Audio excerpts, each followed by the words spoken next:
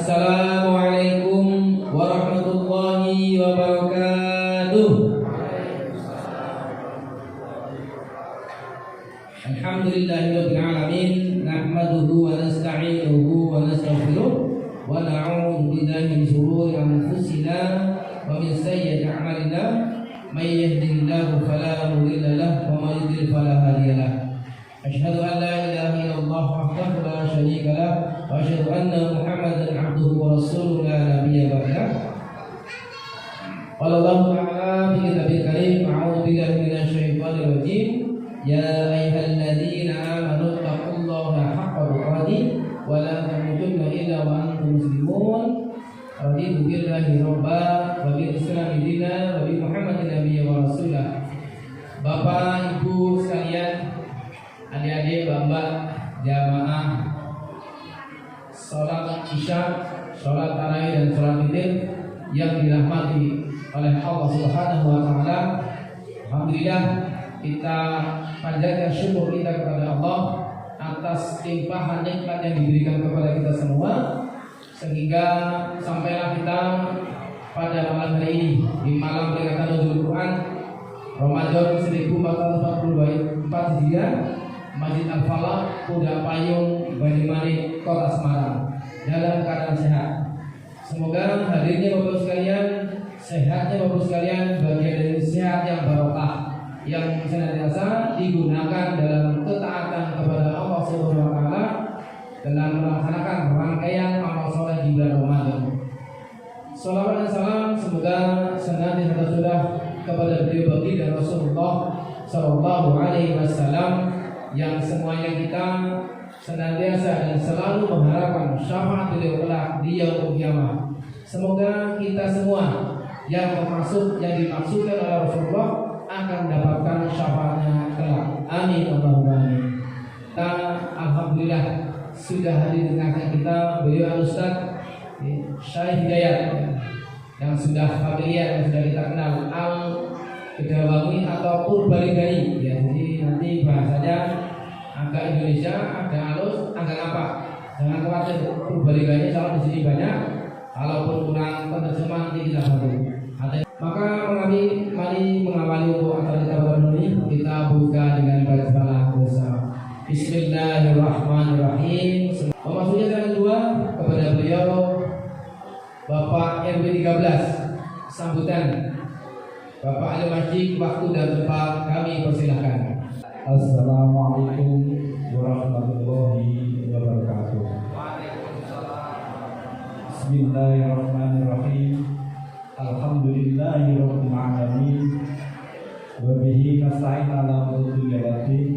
Wassalatu wassalamu ala asrofil anbiya'i wal mursalin sayyidina wa maulana Muhammadin wa ala alihi wa ashabihi ajma'in. La haula wa la quwwata illa billahil aliyyil azim. Amma ba'du.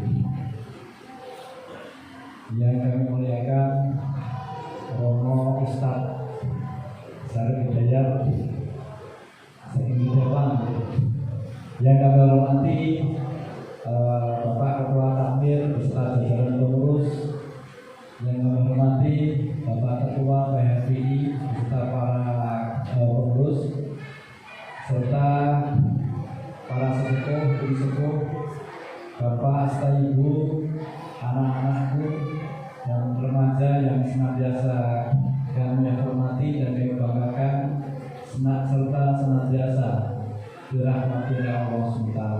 Amin. Pertama, mari kita senantiasa bersyukur dan mensyukuri segala yang telah dilimpahkan oleh Allah kepada kita, di mana pada malam hari ini kita bisa hadir di masjid tercinta kita ini, yaitu di Masjid Al-Falah, dalam keadaan sehat dan sempat, dan juga kita dapat melaksanakan kewajiban, yaitu puasa Ramadan, ibadah wajib kita, sholat dan juga ibadah sunnah, dan juga kita dapat melaksanakan amalan saleh yang pada saat Ramadan kita kali ini. Bismillahirrahmanirrahim. Assalamualaikum warahmatullahi wabarakatuh.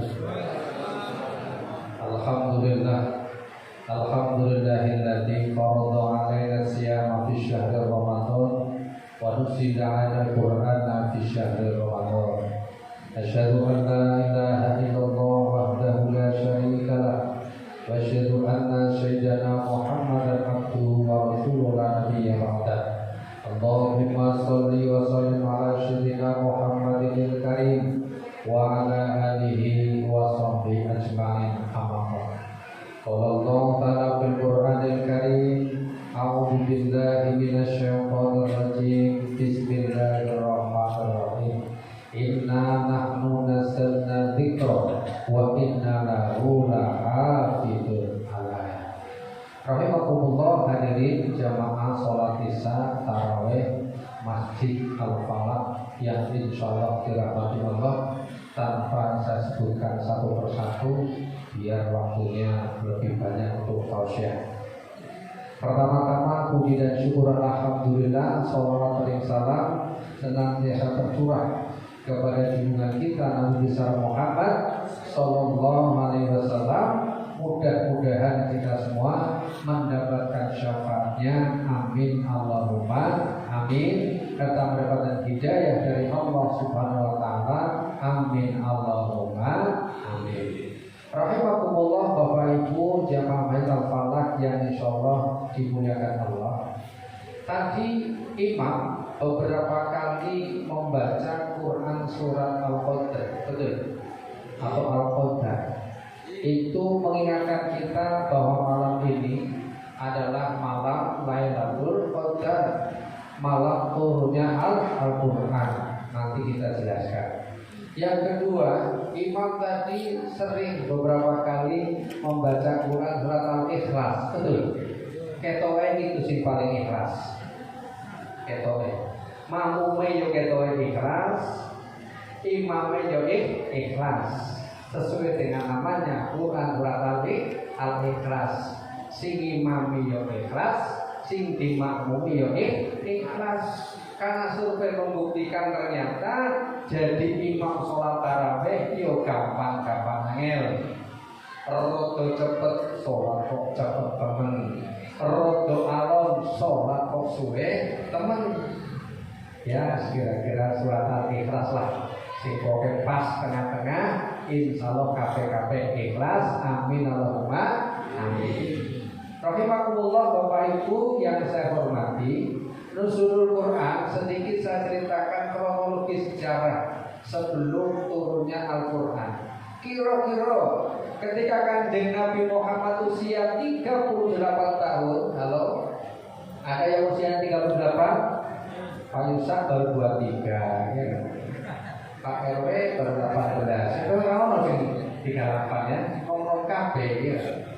Ketika Rasulullah usianya 38 tahun, Rasulullah melihat alam sekitar kota Mekah carut maut semrawut orang genah. Bakul togel nang dindi, biyen maksudnya sekarang. Bakul miras nang dindi, pesta narkoba, pesta menyembah berhala, banyak sekali. Rasulullah prihatin. Zaman semono agama Islam, agama yang ada, agama Hanif itu pun yang sudah lari dari ajaran Nabi Ibrahim alaihissalam, ada sebagian ajaran Nasrani. Maka Rasulullah mengasingkan diri beruzlah atau namanya bertahanut ke gua Hiro. Beliau mencari ilham, mencari petunjuk, mencari hidayah sampai datangnya teh dan air putih. Alhamdulillah. Ini bekerja sama dengan teh dan air putih. Ya, seperti kok metu larutan ya. Kalau metu wedang jeruk, alhamdulillah. Soal sudah mulai terang. Ketika Rasulullah usia 38 tahun bertahanut, kebetulan berbarengan dengan bulan suci Ramadan, sekian hari, riwayat menyebutkan 30 hari tidak mendapatkan hasil apa-apa. Berdoa sepanjang malam bahkan berhari-hari sampai hitungan bulan belum dikabulkan. Makanya jenengan donga kalau ikhtiar urung terkabulkan, urung tapi nyusi sabar. Okase Nabi wae ya dongane suwe. Lho apa dhewe karepe instan ya Allah, minta mobil ya Allah, Pak Dudak jalan mobil, turun mobil. Iki kaya bacaan nang bahasa Indonesia iki lho. Ya Allah berikan hambamu uang, ya Allah berikan hambamu uang, terus jatuh dari genteng, roek berubah menjadi duit biyen pas zaman aku SD. Ya ora ngono, ya kudu ikhtiar, kudu sabar. Sampai kemudian pada tahun berikutnya berarti Rasulullah usia 39 tahun. Kesuwi ngono ya. Nomor kabeh ya. Baru paling maksimal 31 ya. Orang sing 39. Melaksanakan yang sama, mendapatkan hasil yang sama. Urung entuk apa? Kemudian ketika kali yang ketiga Rasulullah bertahanut, beliau tepat berusia 40 tahun.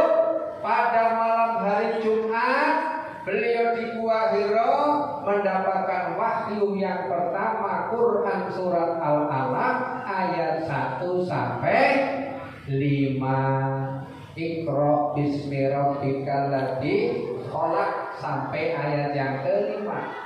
Saking kagete, saking senenge, saking gumune, saking bungae, saking apa meneh. Pokoke kaya ora nyangka gitu. Entuk wahyu, entuk swara bimbingan langsung dari Allah melalui malaikat. Saking kagete, saking senenge sampai demam menggigil. Nah, mulai jenengan nek ndonga jaluk mobil, tiba-tiba itu undian jalan sehat itu mobil, iso kaget langsung pingsan, koyo ora percaya. Rasulullah kemudian beliau pulang dalam keadaan demam, dalam keadaan menggigil. Luar biasa ketika Rasulullah pulang dalam keadaan demam menggigil kedinginan, istri tercinta Khadijah kemudian menyambut beliau dengan penuh kasih sayang, kemudian menyelimutinya. Kalau bahasa anak-anak nyun sewu lah, ini mohon maaf ini hanya pinjam anak-anak, istilahnya ditenangkan, dinina bobokkan sampai istirahat diselimuti. Ketoknya bapak-bapak keluarga jamaah Masjid Al-Falaq sami nggih, misalnya mulai kodanan, mulai kepengen, ya ketoknya langsung, ayo Pak monggo tak siapin kopi, tak godokin bali wadus, nggih Bu. Nggih nopo desene Bu. Wah, ketoknya desene nih. Tampang-tampang seneng desene nih. Rasulullah kemudian istirahat tertidur. Ketika menjelang pagi, datang lagi malaikat Jibril alaihi salam menyampaikan wahyu yang kedua, yaitu Quran surat Al-Mudaththir. Ya ayyuhal mudaththir qum fa'andir. Artinya, hai orang yang berselimut. Ayo, siapa yang berselimut? Ayo. Ternyata waktu subuh kalau nggak sahur, begitu dengar adzan selimutnya dibenerakan ya, dibenerakan ben anak turu maneh. Ya Allah ya Rabbi, wis krungu adzan malah benerakan selimut. Ya mestine tangi. Rasulullah yang dalam keadaan masih menggigil kemudian dibangunkan oleh malaikat Jibril mendapatkan wahyu yang kedua, ya ayyuhal mudaththir qum fa'andir. Hai orang-orang yang berselimut, bangunlah, berilah peringatan. Kemudian Rasulullah bertanya kepada Jibril alaihissalam, wahai Jibril, sopo sing aku beri peringatan? Ini bahasa kita, yo dulurmu, saudaramu, koncomu, tonggomu sing cedhak-cedhak kumpulaken ceritamu yen kowe wis entuk wahyu. Maka kemudian Rasulullah mengumpulkan keluarga dari pihak bapak, mengumpulkan keluarga dari pihak ibu, mengumpulkan keluarga dari pihak mertua, semuanya dikumpulkan di sebuah bukit namanya Bukit Sofa. Halo, takutnya ngantuk, bisa lu jajan ngantuk, mau mangan tapi ngimpi mangan. Allahumma barik lana fi ma razaqtana wa qina adzabannar. Tapi ngimpi turu ya, bismika Allahumma ya bismika amun. Jadi amun bismika nggih, Allahumma barik lana. Takutnya kok ngimpi maem, padahal maem betulan. Kemudian berkumpullah sahabat-sahabat, keluarga-keluarga Kanjeng Nabi, keluarga-keluarga istri Kanjeng Nabi di suatu bukit namanya Bukit Sofa. Kemudian Rasulullah berpidato, wahai saudara-saudaraku sekalian, Kalau sekiranya ini saya katakan di belakang kita ini, kan lagi ngadep di Bukit Sofa, di belakang Kanjeng Nabi itu ada gunung biyen, zaman dulu dari pasar seng, ini betul. Jadi gunungnya serang dari pasar dari hotel. Kalau saya katakan di belakang bukit kita ada sebuah gunung, namanya Jabal Kubais. Wong Jawa ngerti Jabal Kubais, ngerti jadi Jabal Kobis, ya Kobis ngerti. Karena dia udah kol itu ya, putih-putih kaya, wah kayak gunung kol ya, Jabal Kobis. Kalau saya katakan di belakang Jabal Kubais itu ada pasukan yang begitu besar, mau menyerang Mekah, apakah panjenengan semua percaya? Semua yang hadir kompak mengatakan, kalau panjenengan sing ngendika kami semua percaya. Nabi mengulangi lagi yang kedua, kalau saya katakan di belakang Jabal Kubais itu sudah berkumpul pasukan lengkap dengan senjatanya, siap menyerang kota Mekah, apakah panjenengan percaya? Semua menjawab kami percaya karena engkau yang mengatakannya. Pertanyaannya, kenapa semuanya menjawab kami percaya kalau engkau yang mengatakannya? Karena Nabi dikenal sebagai pribadi yang jujur, di mana kejujuran Nabi berangkat dari kepribadian, bukan kejujuran yang berangkat dari kepentingan. Betul ketika Pak Sarip nyalon RT misalnya ya, Pak Sarip nyalon RT, pilih saya, nanti saya akan mengaspal jalan menuju dapur misalnya. Karena mau nyalon jadi ketua RT, karena kejujurannya berdasarkan kepentingan. Ketika kepentingannya tercapai, kemudian janjinya lupa. Nah, itulah beda Kanjeng Nabi dengan pribadi yang lain. Nabi dikenal sejak kecil tidak pernah berbohong, remaja tidak pernah berbohong. Nabi yang menungso biasa. Di Al-Quran disebutkan, qul innama ana basarun mislukum yuha. Cerita wahai Kanjeng Nabi jenengan yang menungso biasa, mung bedane jenengan yuha mendapatkan wahyu. Kaya dene wong manungsa biasa, yo pengen dolan, pengen refreshing. Kalau siki yo pengen ngabuburit lah ya, pengen jalan-jalan sore. Tapi hebatnya Allah menjaga kepribadian Rasul, menghindari dari tuduhan bahwa wahyu Allah itu adalah sihir-sihir. Ketika setiap malam, kalau bahasa kita sekarang, tiap malam minggu ada pasar malam, Rasulullah janjian para konsoner bukan main pasar malam. Setiap janjian beliau tertidur. Kenapa? Untuk menjaga kepribadian Rasul, karena di pasar malam itu banyak ahli syakir berlomba. Seandainya Rasul hadir di pasar lomba syakir, orang-orang akan mengatakan itu bukan wahyu, tetapi itulah syair-syair yang dikumpulkan oleh Muhammad sallallahu alaihi wasallam. Tapi sekarang dinilai biidznillah, Rasulullah tidak pernah ke pasar malam, tidak pernah ke pasar pentas syair, sehingga apa yang dikatakan dipertanggungjawabkan, jujur, semuanya percaya. Sampai Rasul dewasa menjadi pedagang, digambarkan menjadi pedagang yang jujur. Sampai kemudian Rasul dewasa berkeluarga, menjadi kepala keluarga yang jujur, yang bertanggung jawab, seperti bojone panjenengan semua. Amin Allahumma amin. Bojone panjenengan jujur Bu? Kadang jujur malah enak ya.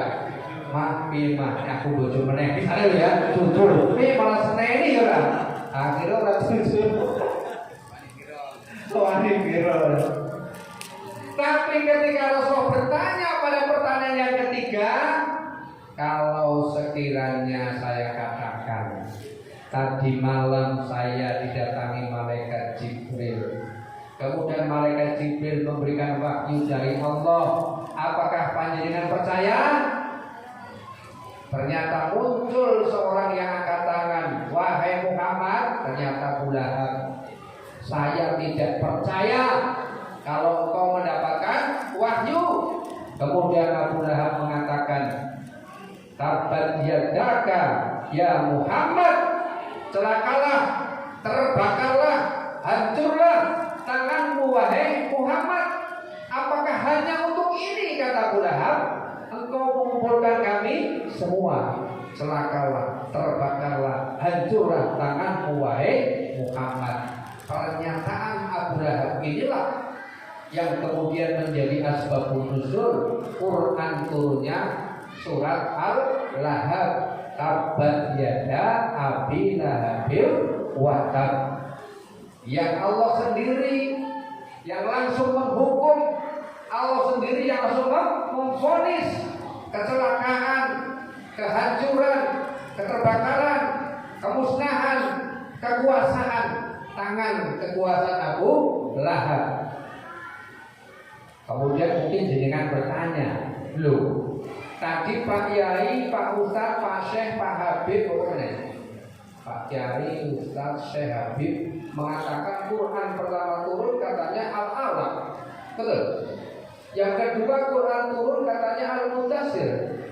Yang ketiga Quran turun katanya Al-Lahab. Loh, kok ketika saya buka Al-Quran, ini saya bawa Al-Quran, bukan bawa, minjem. Bersyukur yang pinjam lupa.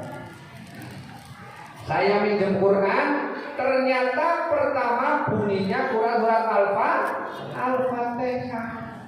Yang kedua ternyata Quran surat Al-Baqarah.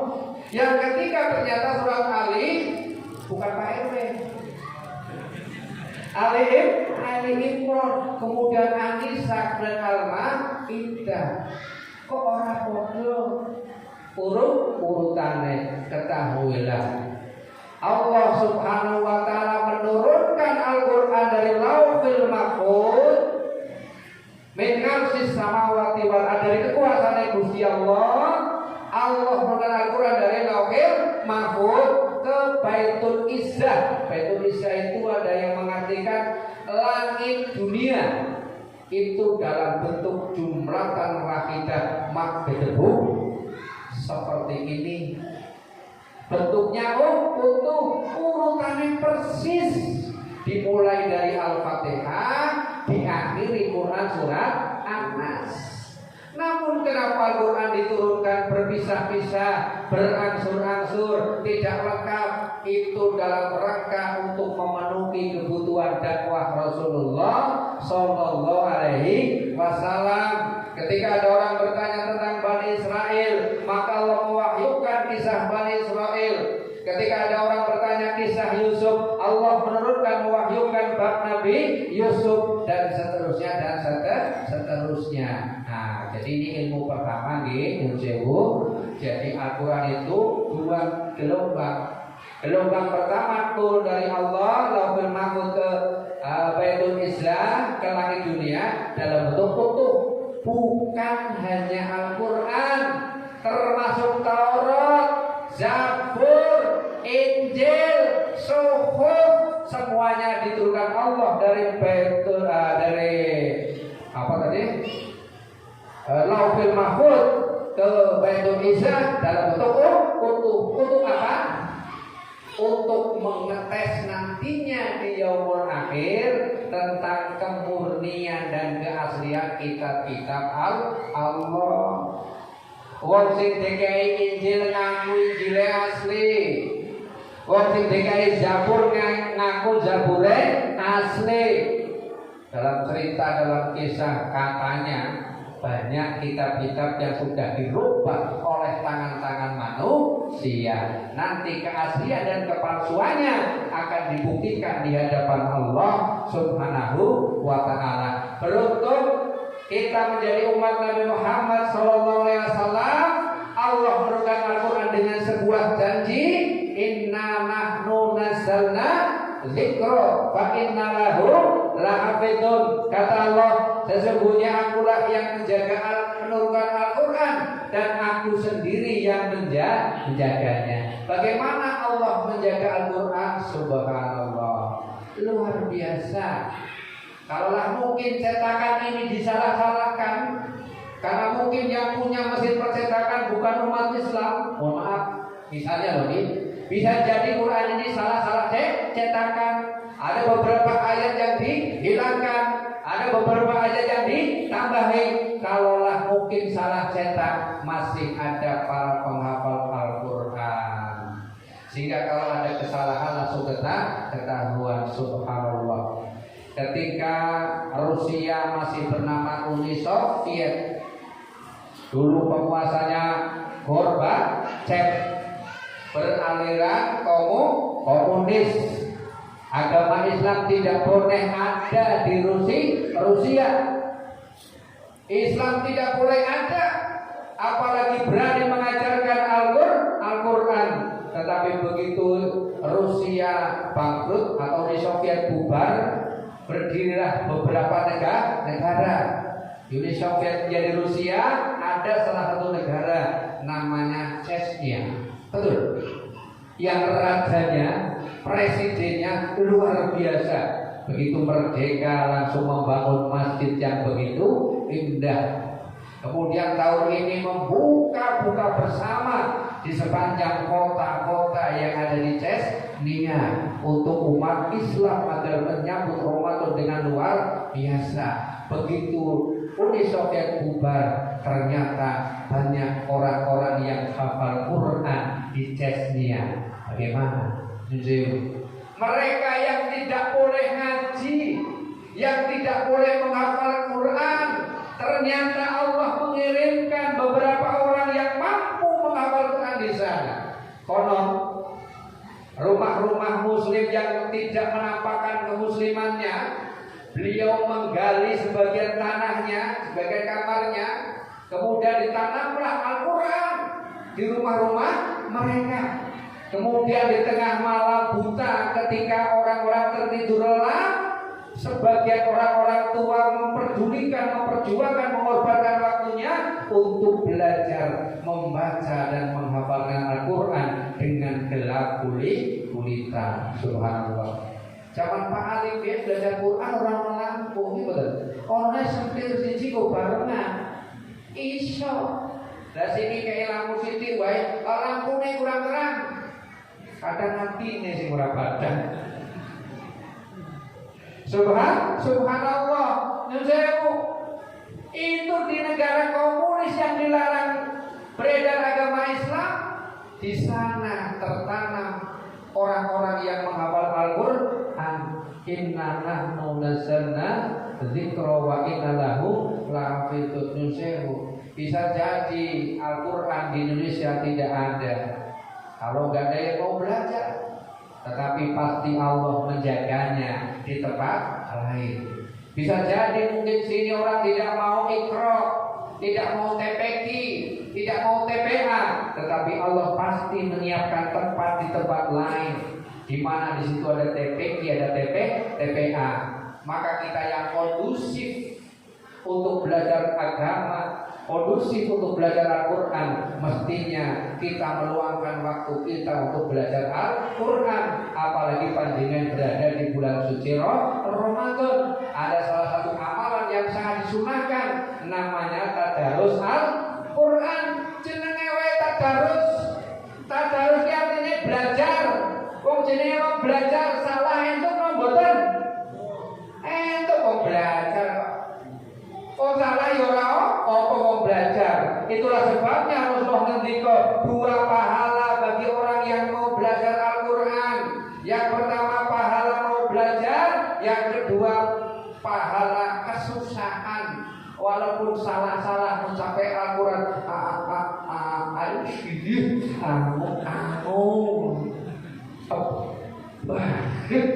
oh ngilate wis tuwa nembe belajar. Nah diajarin guru neno, Mbak, Bismillahirrohmanirrohim. Mbak tetap Bismillahirrohmanirrohim. Karena lidah itu tua. Makanya sewu beda tinjauan syariat dengan beda tinjauan hakikat. Wong tua-tua sing muni Bismillahirrohmanirrohim, niate yo pengen ngomong Bismillahirrohmanirrohim. Hakikate yo pengen ngomong Bismillahirrohmanirrohim. Krono wis tuwa lijae angel, ini tetap Bismillahirrahmanirrahim. Maka ternyata ada satu makom, ada satu kedudukan, kadang hakikat di atas syariat.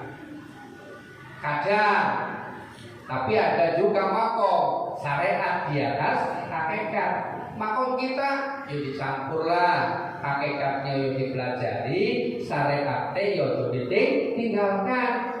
Apa kapan makom hakikat kadang ngalahke syariat nyun sewu? Jenengan bisa mundur ke belakang zaman kaum biyen dengan ucapan arep dolan wengi, Mbak pun lunga wis wengi medeni, alah bismillahirrahmanirrahim selamat, ternyata selamat. Gimana? Lah mengkono mesti ala bacaan bismillahirrahmanirrahim medine melayu arep dibegal. Begitu begalnya kita baca, wis arep ngerampok, kowe wani-wani to, ucape doaku bismillahirrahmanirrahim melayu begale. Kenapa?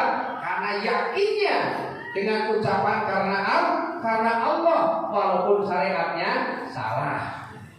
Tapi ojo dipraktekno, aku tak syariate salah wae ben sekti. Nggih mboten, maksud saya sing wis ora iso ya ora masalah, tapi sing wis iso sempat belajar, ayo kita belajar. Makane tadarus Al-Qur'an masjid ya ora apa-apa salah-salah sithik.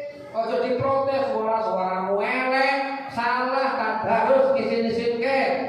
Lho sing suaramu apik ora gelem ngaji. Ono wae jawabane nggih nggih. Nek jenengan Pak suarane elek salah tadarus, Joko Bu suaramu elek ora apik salah kok ngaji. Jawab wae. Jenengan sing suarane apik, sing suarane bener ora gelem ngaji. Siar tadarus Al-Qur'an. Salah satu amalan adalah tadarus Al-Qur'an. Oleh karena itu jaminan Allah bahwa Al-Quran di muka bumi ini pasti langgeng, pasti asli. Kalaulah ada yang memalsukan, pasti langsung ketahuan melalui orang-orang yang diberikan karunia oleh Allah hafal Al-Quran.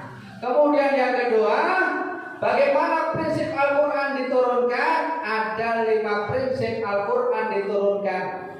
Yang pertama, kitabullah, Al-Quran diturunkan dengan prinsip al-musawwah, dengan prinsip persamaan. Hukum di mata Allah semuanya sama. Sampai Rasulullah mendiko la fadla li arabiyyin ala jam'in illa bittaqwa.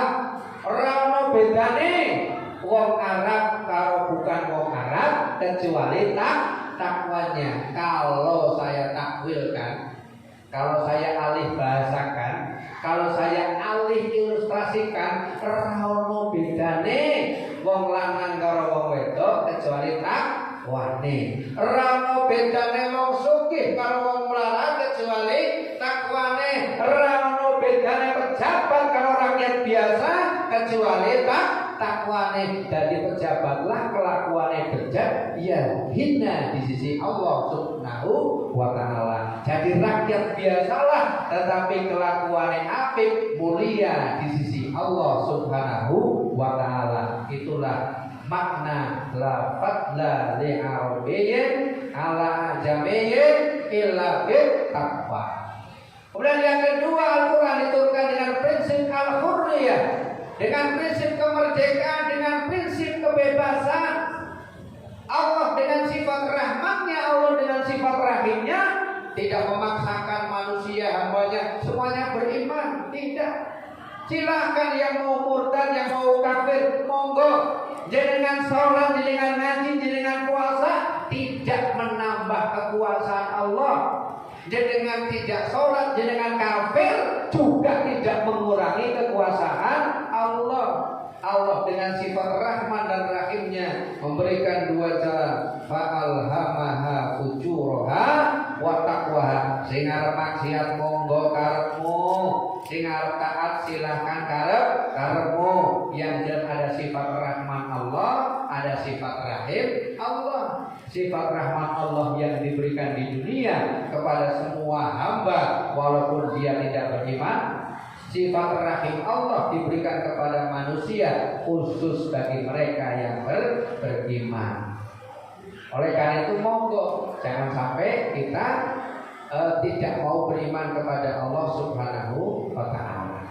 Kemudian prinsip yang berikutnya adalah prinsip bagaimana Allah menjadikan Al-Quran itu dengan prinsip toleransi, ta'awun, saling tolong menolong,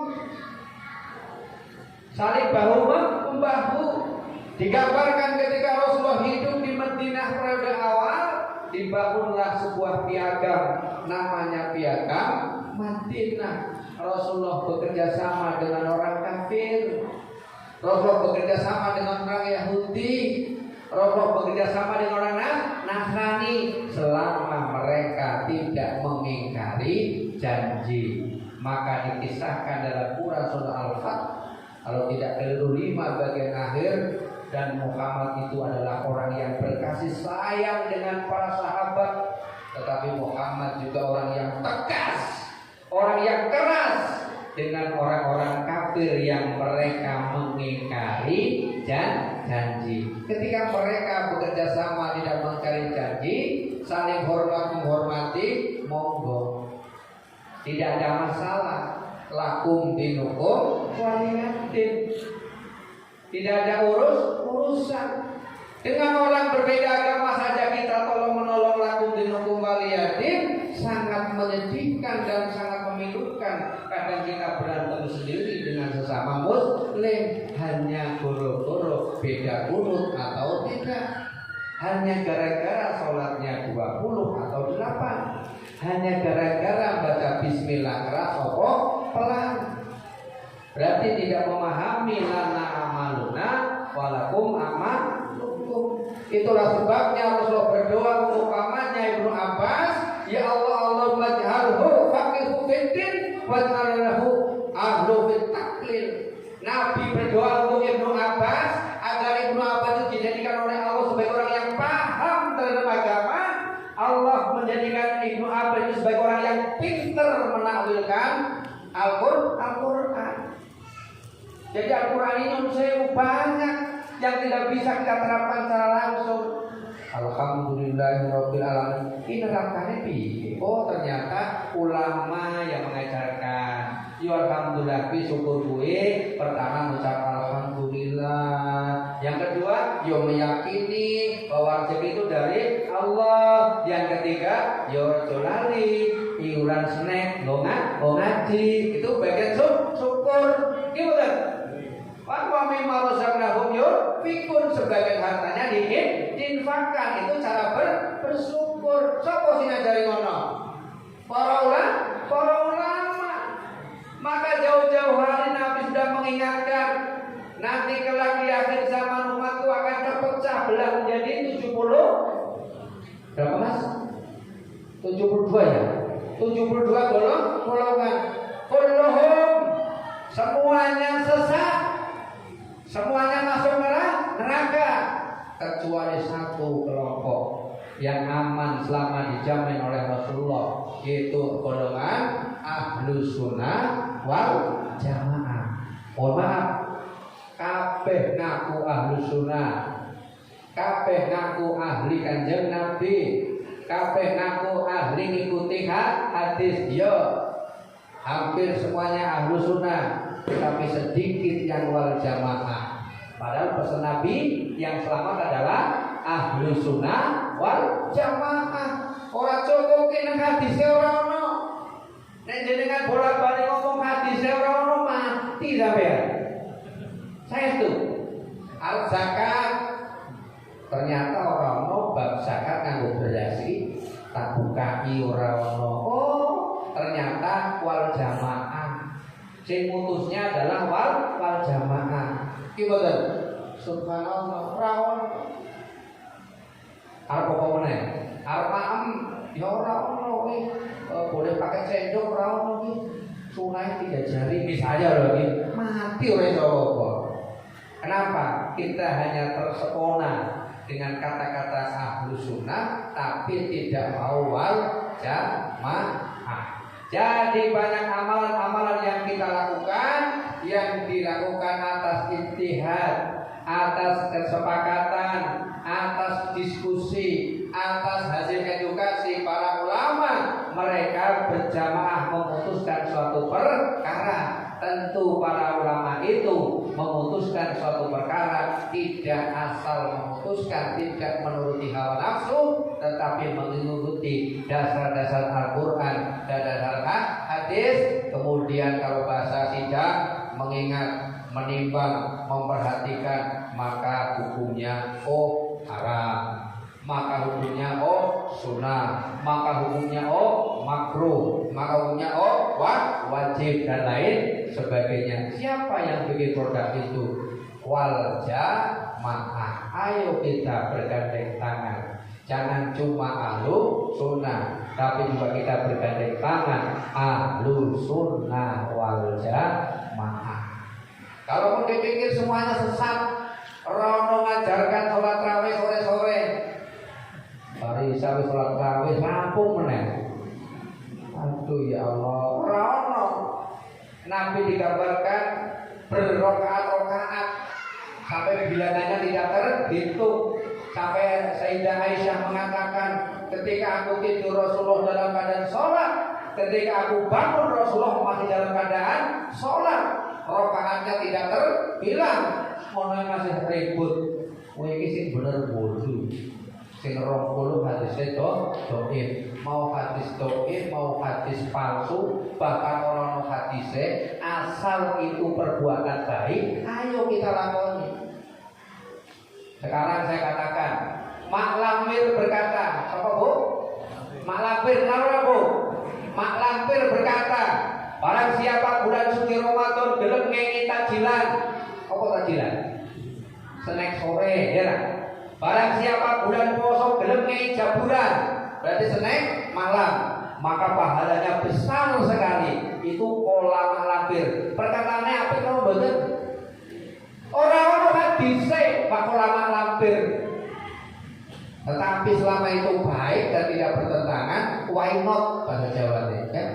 Why not? Kenapa?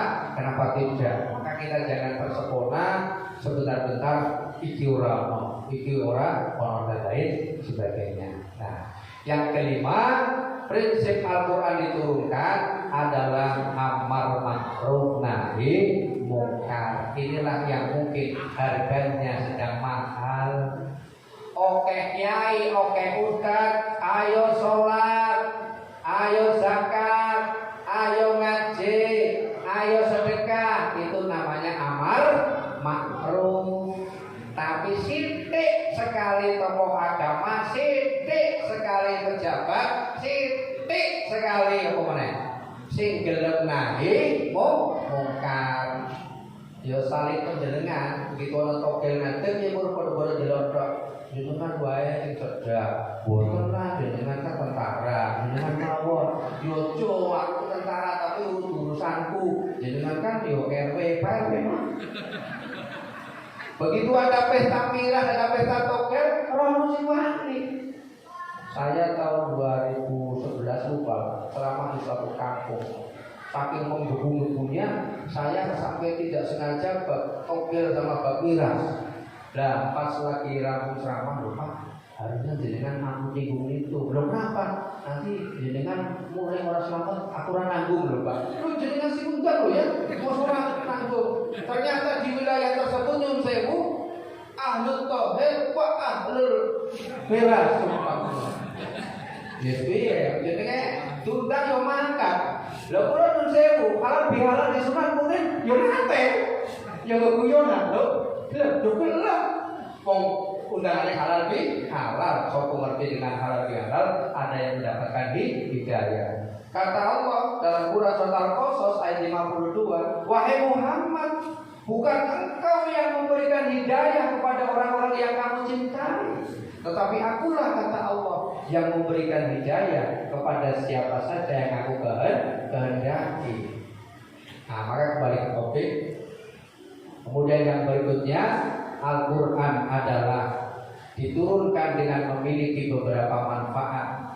Manfaat yang pertama, Al-Quran disebut dengan Alkitab, yang mengajarkan kepada kita buku induk buku induk kehidupan yang mengajarkan keselamatan, juga buku induk kehidupan yang mengajarkan kepada kita setiap perbuatan kita tercatat dengan baik di sisi Allah Subhanahu wa taala. Ora ono sing kleru, ora ono sing salah. Rokib atib, wonge tertib, ora gelem disogok, ora doyan apa iki? Kue bolu ora doyan, sus kering ora doyan, ya.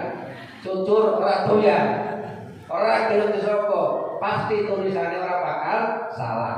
Itu mana kitab, juga kitab Al-Quran, mana kitab adalah kitab catatan kita akan dipertanggungjawabkan di hadapan Allah. Al-Quran juga bernama Hudan sebagai petunjuk. Jenengan nek mau apa? Waca Quran.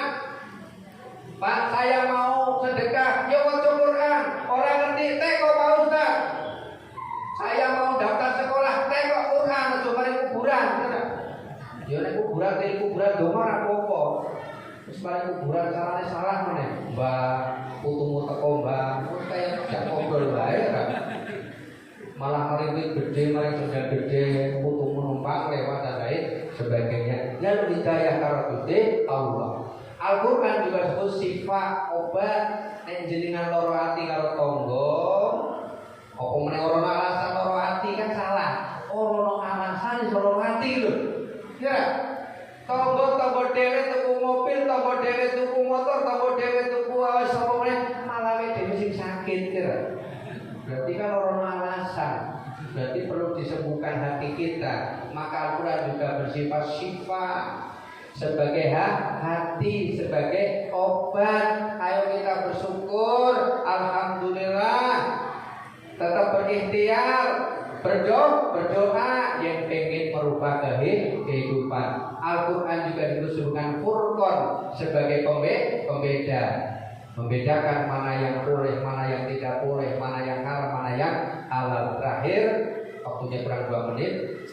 Al-Quran juga disebut sebagai Quran itu sendiri, yang artinya bacaan. Di mana membaca Al-Quran bukan sekedar membaca, bukan sekedar seperti dengan maca Quran, tetapi dengan maca Al-Quran itu ibadah. Bahkan bukan sekedar ibadah, ada beberapa syafaat sholawat, syafaat sedekah, juga syafaat bacaan Al-Quran. Hadis sahih, Iqra'ul Quran fa innahu ya'ti yaumal qiyamah syafi'al li ashabi. Bacalah Al-Quran karena Al-Quran akan datang pada hari kiamat sebagai syafaat bagi pembacanya. Barang siapa yang banyak membaca Al-Quran, maka banyak syafaatnya. Barang siapa yang sering membaca Al-Quran, maka sering syafaatnya. Sama dengan sholawat. Barang siapa banyak sholawat kepada Kanjeng Nabi, maka beliau-beliau orang-orang itu yang akan mendapat syafaat dari Rasulullah Sallallahu Alaihi Wasallam. Sama dengan sedekah. Barang siapa yang sedekah, maka dia mendapatkan pertolongan dari sedekahnya. Digambarkan dari ceramah-ceramah para ustadz, para ulama dan sebagainya. Orang-orang yang telah meninggal dunia, mereka izin kepada Allah, wallahu akhirtani ila jalin qarib. Ya Allah, mbok aku dikai kesempatan delok wae. Dibalekno nang alam dunya, bukan untuk makan kue cucur, bukan. Bukan untuk makan kue sus kering, bukan. Tetapi mereka minta dipulangkan ke dunia. Fasadaqo, hanya untuk bisa bersedekah. Jenengan isi urip Pak, nggih. Halo, bukan di alam baca nih jenengan nggih. Tes urip monggo bersedekah. Masjid masih banyak membutuhkan uluran tangan panjenengan. Aku bosan Pak, mau sedekah masjid terus, yuk sedekah di tempat saya. Lagi bangun pesantren, promo, sejarah. Bebas, yang penting sedekah. Oleh karena itu, mari kita silakan. Dengan nuzul Quran ini, jadikan semangat baru kita untuk mempelajari kembali Al-Quran. Salah pokok. Sing penting gelem belajar, monggo suwe-suwe ndak jadi bener. Yang kedua, ayo tanaman kembali semangat mau membaca Al-Quran, bukan hanya bulan suci Ramadan. Jadi jangan seperti pertandingan ini, kayak sholat seperti pertandingan ini. Ini yang hadir kayaknya sudah mulai pemain-pemain inti nih ya. Pemain cadangan wis dora teko ya. Apalagi supporter musiman ora teko blas ya. Wis yo, trawe yo ono kuwi. Engko menjelang Ramadan yo panitia inti. Sing biasa imam, sing biasa bilal, sing biasa ya penyelenggara lah. Ya, begitulah. Maka Nabi mengingatkan takatis samawati wal ardh bi anna dabar Ramadan. Menangis langit dan bumi karena berlalunya bulan suci Ramadan. Hadis ini sahih. Man fariha biduhuli Ramadan. Hadis itu dhaif. Enggak usah pakai hadis yang dhaif, pakai hadis yang sahih. Lawan dari bersedih adalah bahagia. Gampang kan? Jadi nggak usah dengerin ustaz yang mengatakan, oh itu hadisnya dhaif. Lo bakati sama wati wala hadisnya sahih, kenapa nggak dipakai? Kurang lebihnya mohon maaf. Mari kita berdoa. Mudah-mudahan diundang lagi. Mudah-mudahan kita semua senantiasa mendapatkan hidayah, mendapatkan syafaat, mendapatkan kesehatan, mendapatkan kenikmatan dan bisa mensyukurinya ala hatinya. Al-Fatihah. Ar-Rahman Ar-Rahim Jami'in iyyaka na'budu wa iyyaka nasta'in Shiratal mustaqim Shiratal ladzina an'amta 'alaihim ghairil maghdubi 'alaihim waladdallin. Amin. Allahumma shalli wa sallim ala sayyidina wa habibina wa syafiina wa nabiyyina Maulana Muhammad wa sallim wa radhiyallahu tabaraka wa ta'ala ya sabi rasulillah ajma'in.